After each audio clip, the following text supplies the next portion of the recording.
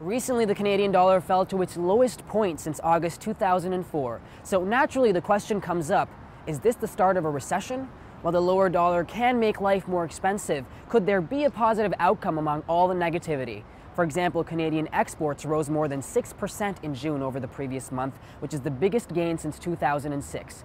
Today, I'm on the streets of Toronto's financial district asking people, does the weak Canadian dollar affect them, and how their spending habits may be benefiting the Canadian economy?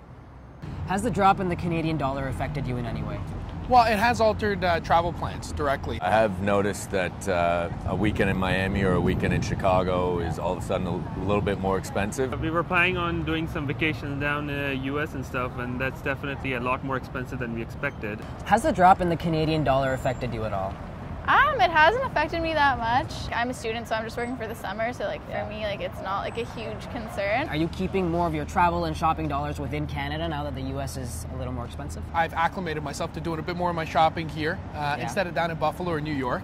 You know, I feel like the choice and the service you get when you go shopping in the States is still better. I am actually just coming from a vacation last week from US. Okay. So I did experience, given the Canadian dollar is a little bit down right now, so I had to spend a little bit more. Do you think you're going to be vacationing and spending more time within Canada?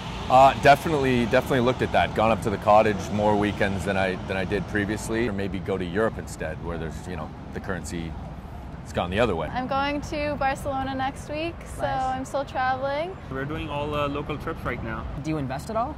Of course, yeah. And have you seen your investment change as a result of the low Canadian dollar? Well, yeah, it's on the investment side, it's actually been fantastic because we piled in quite a bit of money into U.S. denominated both stocks, so stuff traded on the NYSE, as well as funds that are denominated in U.S. dollars. Definitely been favoring U.S. consumer stocks over Canadian commodity names, and that's helped weather the storm for sure. My investments have mostly now been in out of Canada stocks because from my portfolio manager has told me that it's kind of risky. I am re-strategizing a little bit, yes. Are you scared that the Canadian dollar is decreasing? No, I think it's a positive. I think long term, the hope is that we see some of the manufacturing come back to places like Southern Ontario and Quebec. I do see that it's probably going to go down maybe 5 to 10% more, but eventually it will stabilize.